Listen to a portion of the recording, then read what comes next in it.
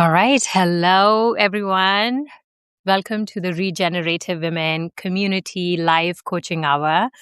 I've been having a bit of a trouble with links expiring, so I hope now this link is working and has shown up in your inbox, and soon more and more people will be joining. But I thought we can just start because this has been a little bit of a frazzling start, but that's okay. So let's just take a minute to arrive. If you're listening, you can close your eyes if it's available. If not, just slow down your breath, focus on how you're breathing. You can take a deep breath in through your nose, hold it at top for a second, and exhale out through your mouth or nose, whatever feels right. Let's do one more time. Inhale, hold, and exhale. And let's do one more time. Inhale. Okay, hold and exhale.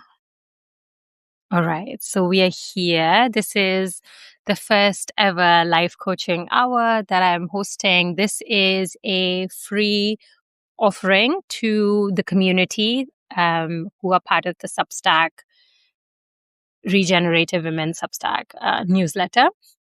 This happens every month. I'm going to try to do it in the middle of the month or at the end of the month.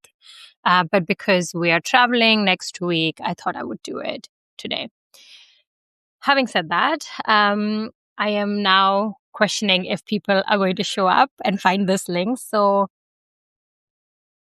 I did come up with a plan in case no one shows up or I don't have enough questions for the live coaching. I planned to share what regenerative leadership is for me, how I embody it. There are 3 living pillars that I try to live by as a regenerative leader, as a regenerative leadership coach. And I do have 2 questions from our community members who shared it with me in our private WhatsApp channel just because they couldn't make it live. And I will answer those at the end. So let's get started. If regenerative leadership is a term that has been interesting to you, there are multiple definitions out there and what it means. But for me, I always go back to the dictionary meaning of the word, which is to replenish, to regenerate. And I wanted to connect this word with leadership because running my own social impact brand, also working in social impact for now 15 years, I noticed that people who have a deep purpose, who, love what they're doing, who want to make the world a better place, they find themselves very easily in positions where they're overextending themselves, where they are doing more often than is even asked. And also they feel like they are carrying the weight of the mission alone. While I'm saying this might be resonating with you. And so I invite you to think about your work and your role in moving your particular vision or mission forward as something that only will succeed when it's done in community with other people. Because again, let's say one plant isn't going to grow a forest. It might have the potential to, but it will take a long, long time. But you're able to have a deeper impact, create more resilience, have more diversity if you have a diverse group of people, diverse group of skills coming together to further your vision and steward your vision. So I look at regenerative leadership as a personal act of rebelling. First of all, this egocentric way of leading where you feel that you are the one who's going to save the world, that you have the skills to be taking all the jobs, which in a regular company would be multiple people. And often this misconception that there's no other way. So this is a balm to that way of living and leading, because I truly was that kind of a leader in my previous business where I felt like I need to do everything. If I'm not part of every decision, it's not going to work out. I also felt like nobody else understood it the way I did. And I also was in a business where people kept telling me that when you are not sharing the story, these products or services don't sell, which kind of then ingrained in me that it's my responsibility to show up every single day, even when I'm tired, even when I'm exhausted, even when I'm close to a burnout. I need to show up so I can further this mission that I'm on. What happened, obviously, was that I did get burnt out because I was carrying so much myself and I didn't realize the stress and anxiety that I was putting myself through. So I took a long break. I dedicated myself to truly understanding who I am as a leader. What do I want to birth in this world and how I want to do it? So, regenerative leadership to me is a way of your personal leadership. Um, it's a form of your you sharing your gifts with the world. I hope that sound is not coming through. But, um, and as I went into this journey of exploration, I also wanted to make sure that I don't burn out again. So I'm an extremely ambitious founder and an ambitious leader, but who also doesn't want to burn out. And I think that's the kind of founders I attract, who have deep visions, who are wanting to birth a new way of offering their gifts, offering their services, offering their products to the world, all that make the world a better place, but are doing it from maybe this desire to be everything for everyone, or they're doing it in a way that sooner or later is going to burn them out. So they are trying to prevent it.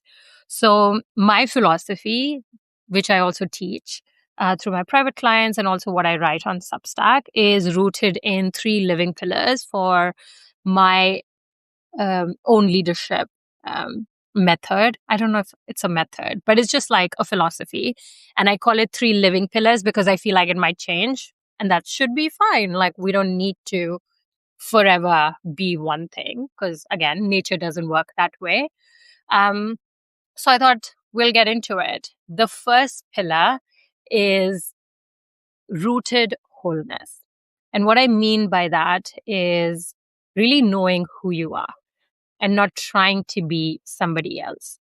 The work I do is a lot with female founders. There's a lot of comparison. There's a lot of, and it's not a negative emotion if you're feeling jealous or if you're feeling you're left behind. It's human, but there's a lot there. And the only solution to stopping yourself from comparing or feeling left behind or feeling FOMO is to know what you're here to offer, what you're here to create, what you're here to birth, and know that that's your unique journey. Someone is deciding to clean the yard right when I'm doing this live. So let me move. So when I say knowing who you are, is really understanding your skills, your strengths, your intuition, what it's saying. I teach a lot around like feminine leadership skills. And one of the biggest skill within that is having self-trust and having intuition and really using it to guide your leadership, guide your business decisions.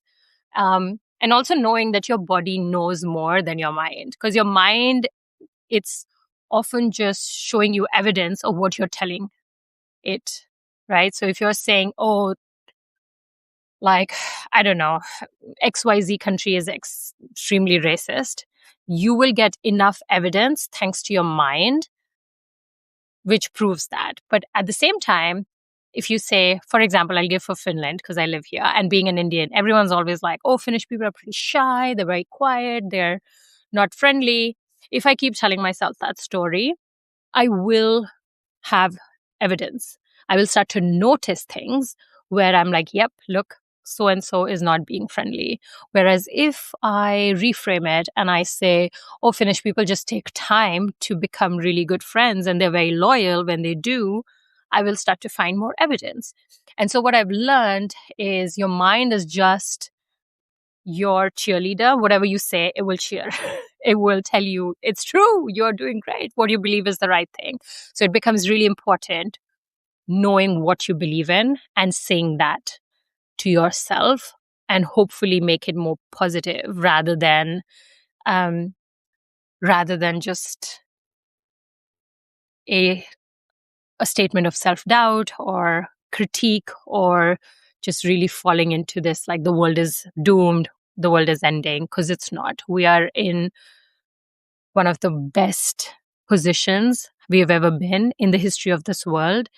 Like we have more consciousness, we are becoming more and more open, diverse, inclusive, even though the media doesn't want us to know. But if you look at the real people of the world, we are at a place where we are open and we're ready to explore and we are curious. And I think that's such beautiful things to focus on. So I think I went on a tangent. But what I mean by rooted wholeness is essentially just really knowing who you are, what you stand for, what you're here to birth, so that even if a disruption happens, COVID happens, you fall sick, you get burnt out, you can pull yourself back up and continue on your journey. You might change your how, you might change your path, but your why, who you are, who you want to be in this world kind of still guides you forward. And often many people don't even have clarity around what they are here to build, what they're here to birth. They're just in this grind of just living life, doing what everyone else is doing.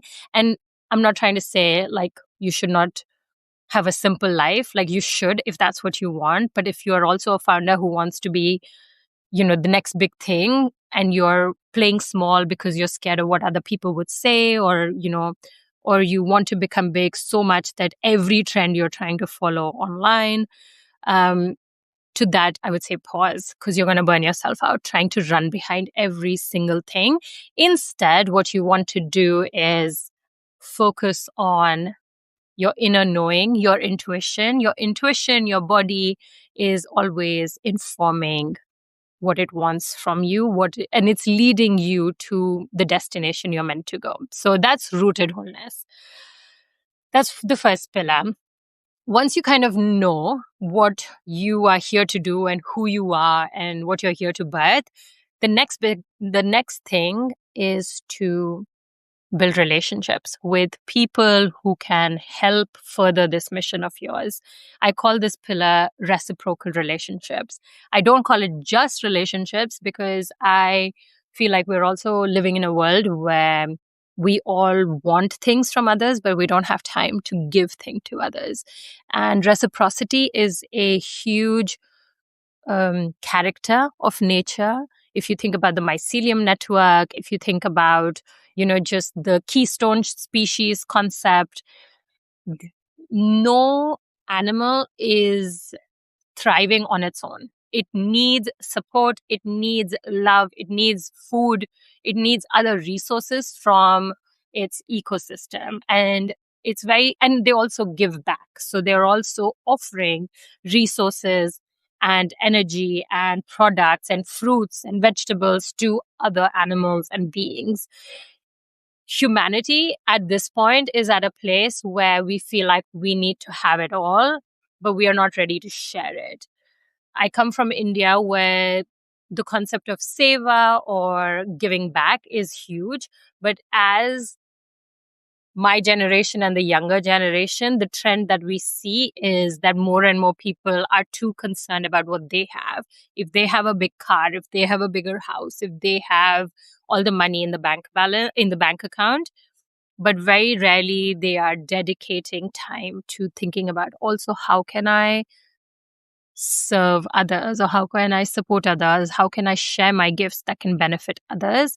And I think there's a nuance here because I truly believe you shouldn't be thinking about reciprocity so much and worrying yourself, because again, purpose-led founders want to always give. You shouldn't do that if you're not resourced yourself. First, rooted wholeness. You need to be at a place where you're feeling grounded. You are like a tree that even if a storm comes, you're standing tall. You're not, nothing can shake you. Because if you are still growing as a person, if your business is still growing, at that point, trying to be like, oh, I'm going to start giving scholarships, or I'm going to now donate 10% of my profits to XYZ cause. And this is like a take that many people don't agree with, because right now sustainability, being regenerative, means giving back. But I believe that if you have only X amount of money or X amount of time, X amount of resources, if you're not feeling nourished, if you're not putting it back in ensuring that you grow a solid foundation first, you're going to be shaky, and you'll always be, sooner or later, you're going to resent the fact that you're giving away even when you're not resourced. So first is always resource yourself. And then second is then really think about reciprocity, because we're part of an ecosystem. When we're feeling good, we shouldn't now have the fear of losing it all. We should really enjoy sharing it and supporting others in their journey. In your business, this could look like, as I said, giving X amount of profits back to a social cause. This could look like mentoring someone. This could look like offering scholarships or funding a small, NGO with a project. It could look like many things, but it's really activating your ecosystem and sharing resources and energy and wisdom once you are feeling grounded yourself. And my third living pillar for leadership is rhythmic wisdom. I think this is very important to me as a woman. And I feel like since this community is mostly female founders, it would make sense to you as well. Rhythmic wisdom is kind of surrendering to the flow of the universe. Because again, when we look at leadership just from an egocentric lens where we're only thinking about what I get out of it, we often are worrying too much about the pace at which we're going. We're thinking about why did I not get this client? Or why is my social media not growing fast enough? Or why did this partnership fail? I needed that money. Like, we're only thinking urgency. And of course, social media adds to that, where you compare yourself to maybe another founder who made a big deal and you're like, oh no, I'm missing out. I'm not doing all the things I need to do. And then you feel this sense of urgency or feel this sense of intensity, which, I mean, how can you guarantee if you make 7 more posts today, does that guarantee you're going to go viral or you're going to have 10 clients? No, it doesn't. So you are running behind something that's not really serving you. And so this was a reminder for me as well to kind of practice surrender. I am going to do my bit with all my heart, with all my skills. And I will, of course, look at certain best practices, but I'm not going to feel the urgency to make it the next big thing right now. Of course, if you're a founder who has funders, that's a bit hard because they want you to. But if you're a self-employed founder, if you are in a social impact business, you also know that you can't see social change in a week or in a year. Things take time. And that's the perseverance, or in Finnish, sisu, that you need to have to continue on your path. And that way, when you need support, you can look at like cycles that already exist in nature for inspiration. For me, looks like really looking at the moon phases and seeing where I'm influenced. Even though I'm not an expert at all, I know for a fact every new moon and every full moon, I'm going to feel a lot. And I have now started to do the practice of writing intentions for the month on new moon, and on full moon trying to do some manifestation work, just like saying out loud and clearly what I want to receive. So that's my cycle. But of course, one of the easier ones, especially if you live in the Northern Hemisphere, where there's very clear 4 different seasons, you can flow with the season. So you know that in winter, you want to winter. If you haven't read the book Wintering, highly recommend, but there's a role slowing down and rest takes. If you have body pain, if you're a woman who is having period cramps, these are all signals that your body is trying to tell you to rest down and rest up. I woke up with my skin erupting, and I know it's telling me to chill out. Also, my periods should come on Sunday. So I'm approaching my winter, and it's asking me to slow down. So instead of, the beauty of being a founder is you can decide when you speed up and when you slow down. So really, rhythmic wisdom as a leadership pillar is about listening and responding and sensing what your body needs, what the world needs, what your community needs, and responding in a way where you don't feel the need to constantly be 100% or 120% every single day. Looking at your hormone cycle, really understanding your menstrual seasons, or looking at what other cycles are there. I mean, I recently met a woman whose business is underwater diving, and she talked about, when I was giving my keynote, I was talking about seasons, just like summer, winter, autumn, spring. And she said that while you were talking about seasonal cycle, I was thinking about tidal cycles, because so much of her work was dependent on what the tides were. How could she do the task that was given to her if the tide wasn't in her favor? And so for me, that was such a beautiful reminder that there are some jobs in this world which there's no option. You have to lean into nature and you have to trust it. You have to trust that it's going to give you the right signal. And when you start the work or get deep into the work, in that moment, there's going to be the most, impact. And then most of us who work in, concrete boxes with no windows, you don't even know what time of day is.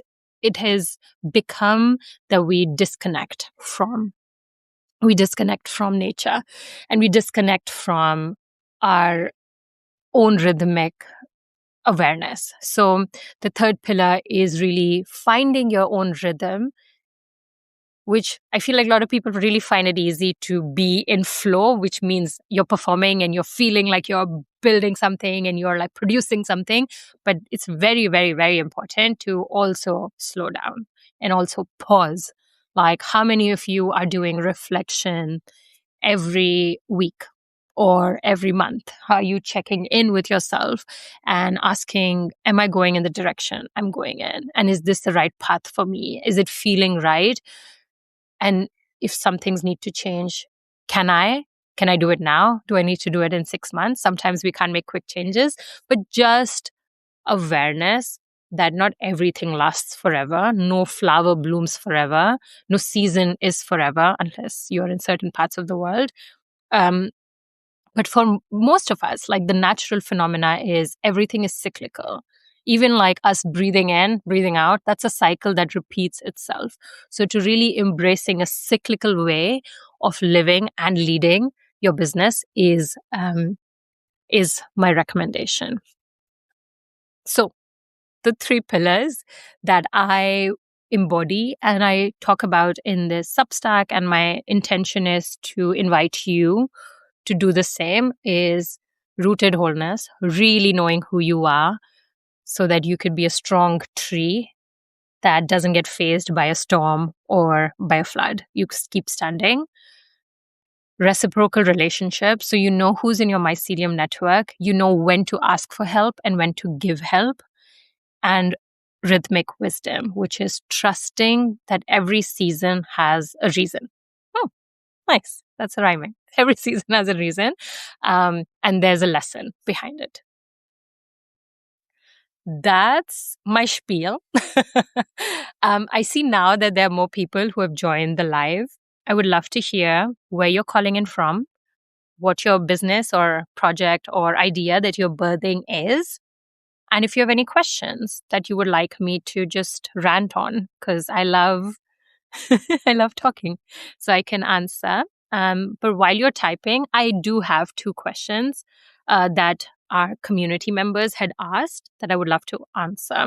So the first question is how to differentiate between real urgency and perceived urgency as a founder. Beautiful question.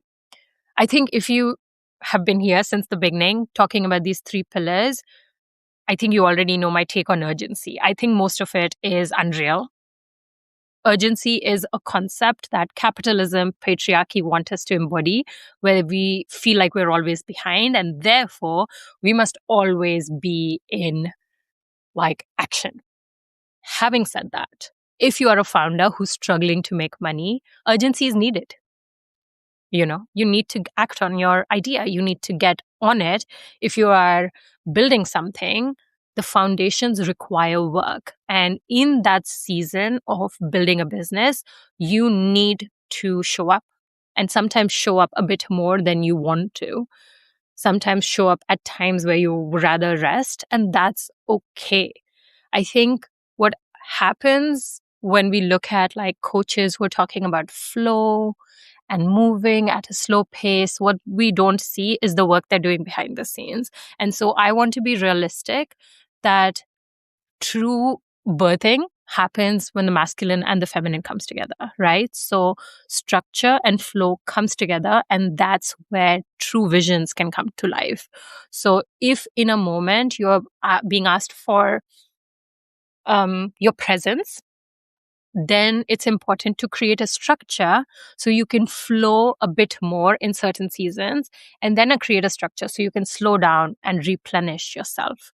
And so when I think about real urgency and perceived urgency, I feel like urgency is just a concept we've made up. There's nothing real unless you're a doctor who has a patient on your, table. There's no urgency. Tomorrow, if I don't post, people are not dying. Nothing is happening. The world isn't collapsing. We are so egocentric where we feel like we're the center of the universe, which we are to ourselves, that we feel like if we don't do something right now, we are going to be forever left behind. So again, it's not about your clients or who you're serving. You are just thinking about yourself. It's very egocentric. It's very much like, I will be left behind. I won't get the job. I won't have the money, da, da, da. So the practice that I always do is I just ask myself, is someone going to die if I don't do XYZ? The answer is no. After that, if it's a yes, please do it. Run fast and do it. But if the answer is no, there's no need to rush. The second question I ask after that is, with my vision for life and the current season that I'm in, what is the pace I need to embody? So if I'm starting a business and I want to hit a goal, which is 10 clients by the end of month, I have to embody urgency. I have to act fast. But if my goal is, like for me, I am setting up my leadership coaching business, but I'm working 2 days a week. Like I can't stress myself out that I'm behind if I only have 2 days a week. Like I can't compare myself to somebody else who has 5 days or 7 days a week if they're that committed. So I hope I answered the question, but there's nothing like real urgency unless you're a doctor or like working in, I don't know, the fire department. 90% of the urgencies are just in our head, but it's important to recognize what you're inviting into your life and therefore understanding what kind of energy and urgency is needed to birth that idea. I hope that answered the question. I see people are in the chat. Can you write something so that I know you are listening, or like if the chat is working? Because I've had an interesting morning with my links breaking I had 2 links break before I could go live. So if you could just share where you're joining in from, I would love to hear. The second question I had from a community member was, I'm in a very women-dominated industry, and it's so sad that deep down in my work community, there's a lack of genuine appreciation and respect for each other. It's almost impossible to have friends, for example, from my industry. Thanks, ladies, for listening and saying hi in the chat. I know I'm not just talking to myself. Okay, so this question around feeling like there's a lack of genuine appreciation and respect for each other. I feel that it's not just your industry, that's just the world we're in. Our world is very egocentric at this point, where we only care about ourselves. We care about what we have in a work context that looks like, did I get the client? Am I making enough money? It's more about me, me, me. However, the good news is, if you are out in the world, you must be noticing there's a shift. There's a shift that's happening where people are wanting community. People are sick and tired of being alone, building their own ideas, because everyone understands when you do it in community, things happen faster, right? But some industries are better off than others. When you are in the regenerative world where I am, everyone's talking about mycelium network. If you watched the live I did with Sarah last 2 weeks ago, beginning of this month, we both were talking about mother trees. And I was just like, I get you, you get me. This is beautiful. I go and talk to somebody who's in a stereotypical, like, profit driven industry and start talking about being a mother tree as a leader. I'm sure they'll be like, what are you talking about? So I think that's just the reality we're in. Some industries are not there yet, but that doesn't mean we don't start embodying that value ourselves. Because the truth is, just as a parent, I don't know how many of you are parents, I am to a new baby girl. What I've noticed is I can tell her whatever. She will do what she sees me doing. And I think that's a lesson that you can talk about whatever. People, because I'm sure in every industry, everyone's talking about diversity is important, inclusion is important, kindness is important.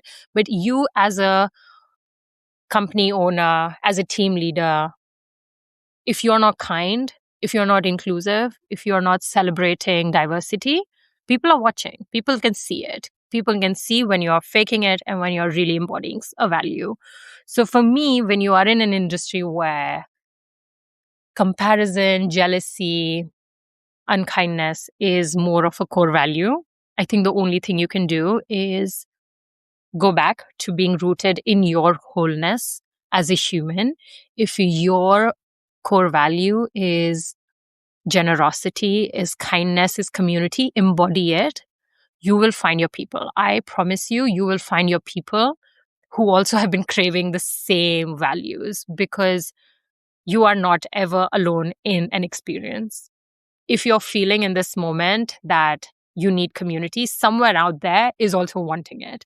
Now, leadership to me is about action. It's not about thinking, it's about doing. So, and being. So if you are feeling that this is missing, create it for yourself so you feel loved and cared for, and you find a group of people that want it as well. But with time, that will make a ripple effect and change the culture of of your industry. Now, what that requires is speaking up. And I feel that's what everyone's always afraid of, is being the first one to speak up, to raise their hand and being like, hey, this sucks. What do I do here? I don't want to work in an industry like this. But this is my invitation to you. Find your way of speaking up. This could mean writing a letter to like 7 of your colleagues and being like, this is what I'm feeling. I want to create this. How are you sensing it? You don't have to invite them. You don't have to like make a big call to action. You can just be like, how is it landing with you? What do you feel? The other thing you can do is like maybe put it on social media. I feel like these things go viral quite quickly, but then just be aware that if it goes viral, you have to hold that for a while, and you have to become your being like the first step into leadership. And if it resonates, if it's something that the community is feeling and the culture of the room is wanting, then you are being invited into stewarding it forward. So you will have to embody it and create so that that can actually become a change that lasts, That's scary work, but you can do it. Because if you're feeling it, I also believe if you're feeling something, it will keep nagging you. Nagging, disturbing you. I don't know. But it'll keep coming up till you respond. Um, because a lot of people don't even think about these things. So if you're thinking about it, it's a way of the universe being like, hey, I'm asking you to change the system, to shift the status quo, to challenge our ways in this moment. And I see that you can do it. That's why I keep bringing this up to you. And for that, I think if you decide to create a new culture, find your practices that make you feel like a whole rooted person, find your mycelium network, your reciprocal relationships. Because when you become a leader, one of the things that is said often is it's such a lonely job. It's lonely because you feel like you're carrying the weight of the world. You're not. Everybody wants kindness. You just need to actively invest in building your mycelium network, in building your reciprocal relationships. This could mean with people you are leading, but could also mean people who you aspire with, or elders and ancestors in your community who you could just go for wisdom. It could mean building relationship with people who could be your amplifiers, but also co-creators. So there is a way of doing it. And I do this work with my clients, but just really understanding you don't need to do it alone, and you need to build your ecosystem of support, and then just trusting your own rhythms in that work as well.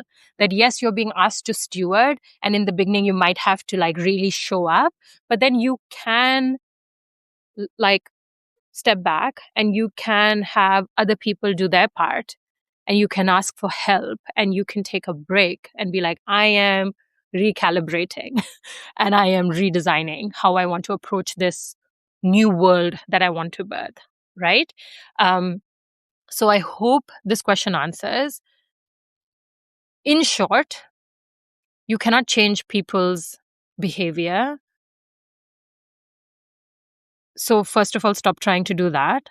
Second of all, if you're feeling a gap in how you want the world to be, but it's not showing up how you desire, start creating it. Start small, start big, your choice, but start creating it, because then you will know that you're building something, and change your mental conversation around this sucks in my community to be like, I am building this in my community, because then it becomes more positive. And as we said in the beginning of the video, your mind is a cheerleader. It will cheer whatever you tell it to cheer.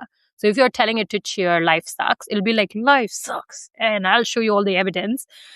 So many of my neighbors who are watching me give this talk. But if you tell your mind that this is possible, we're going to build a new world and I'm going to be part of that change, then your mind is going to be like, yep, look, this person did it in this way and this person did it in this way. You can do it too. Let's make it happen.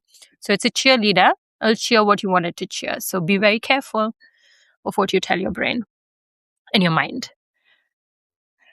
Let me take a sip of my coffee.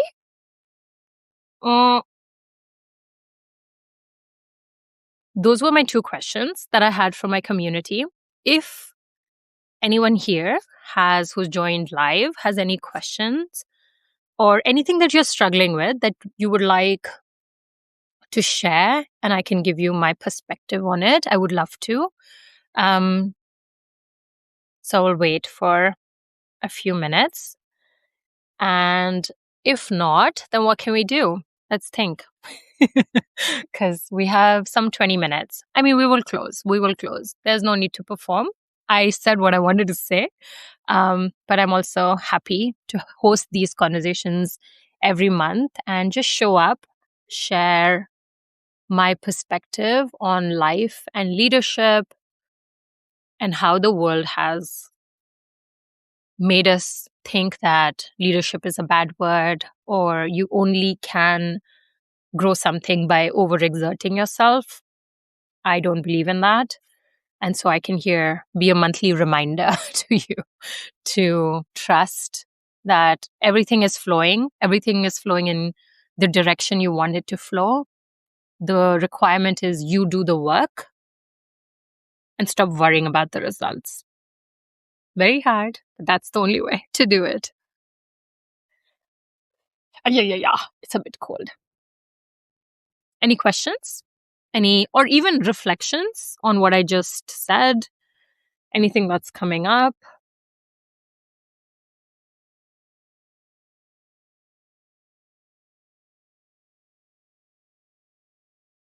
I never know if it's Substack or I just have a shy community of leaders. Guys or gals, leadership is, as I said, saying something. So say something to me. Tell me what you're building. Tell me what's coming up. It doesn't have to be like a big barrier, but just something that you're exploring, you're unpacking, seeing how things unfold. I would love to hear.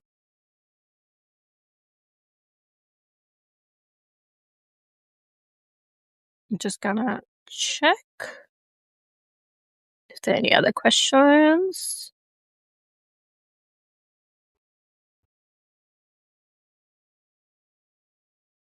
All right. I have a shy group here.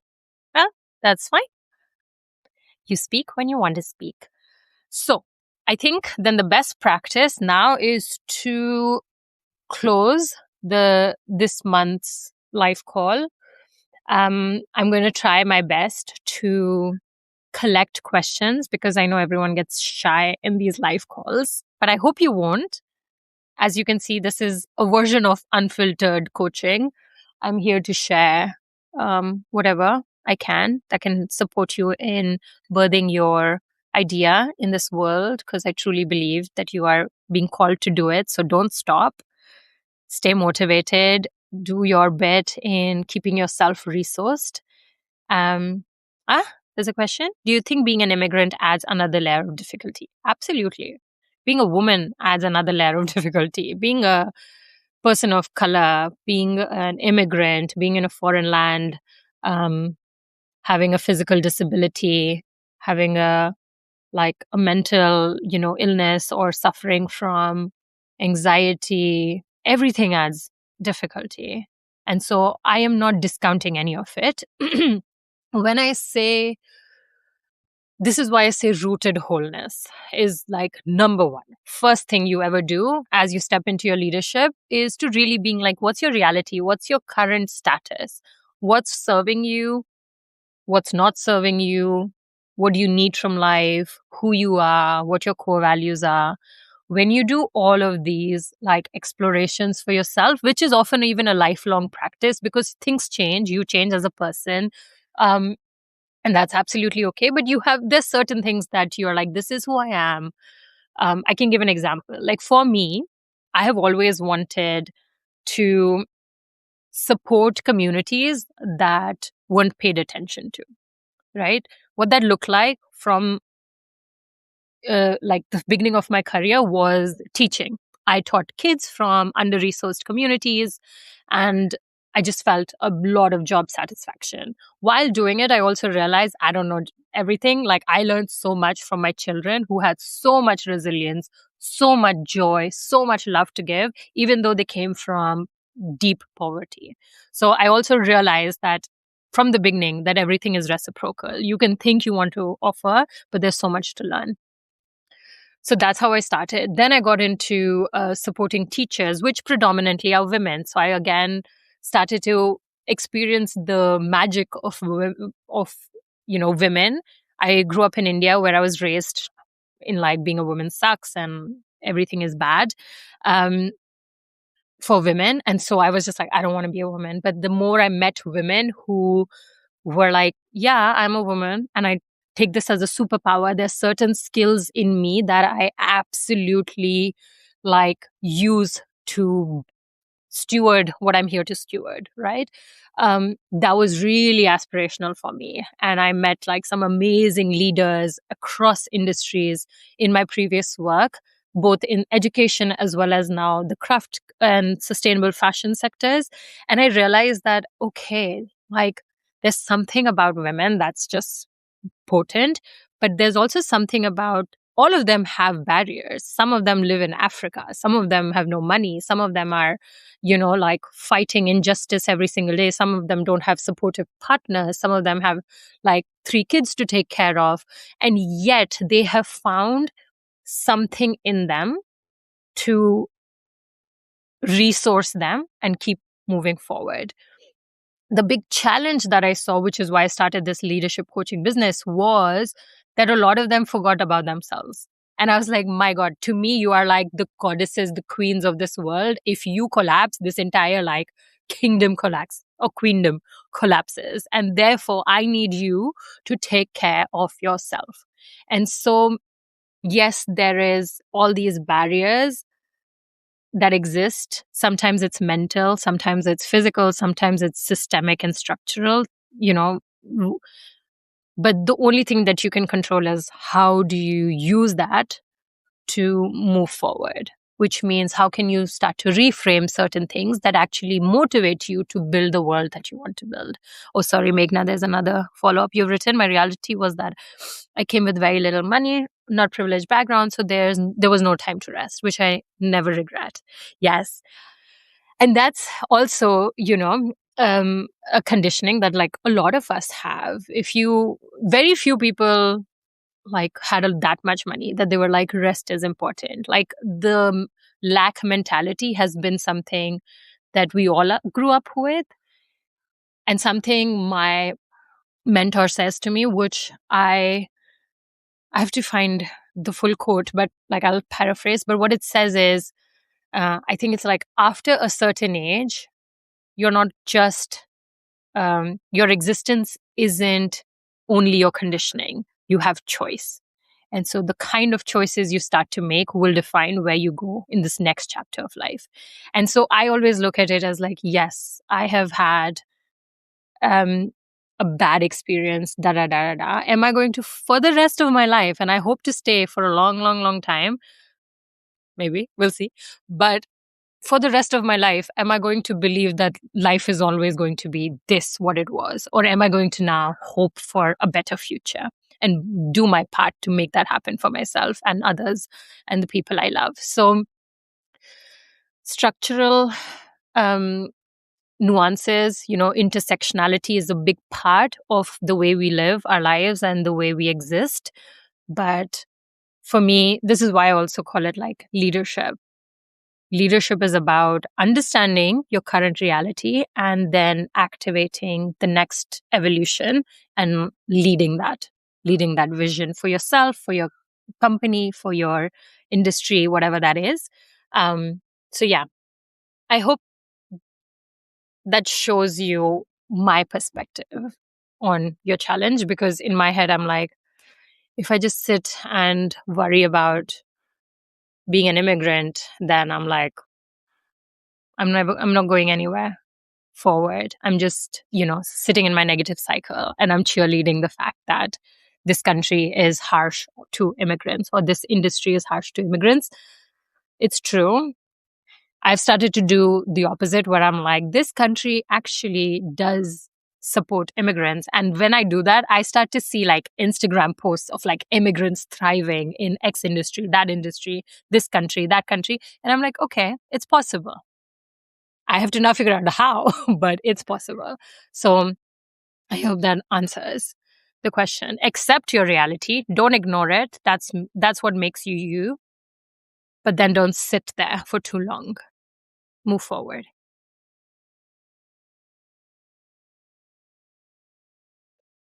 Okay. I think we're good. Yeah? If not, send me your questions privately, and the next month's coaching call, I can answer some of them. But I will do the next one end of July. So hope you will join again or send me your questions and I can help answer.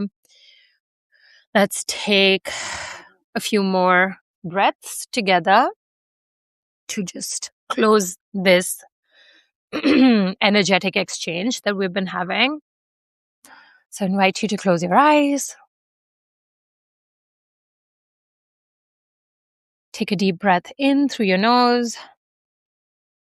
Hold on top. And exhale through your mouth. 2 more times. Inhale through your nose. Hold on top. And exhale through your mouth. Last time, make it a big inhale. Hold. And exhale. All right. Thank you, everyone, for joining this life coaching hour. I will see you next month, and I will also share the recording in case you want to revisit any of it and have the transcript as well. Okay, have a lovely weekend soon, midsummer to everyone celebrating, and I will see you next month.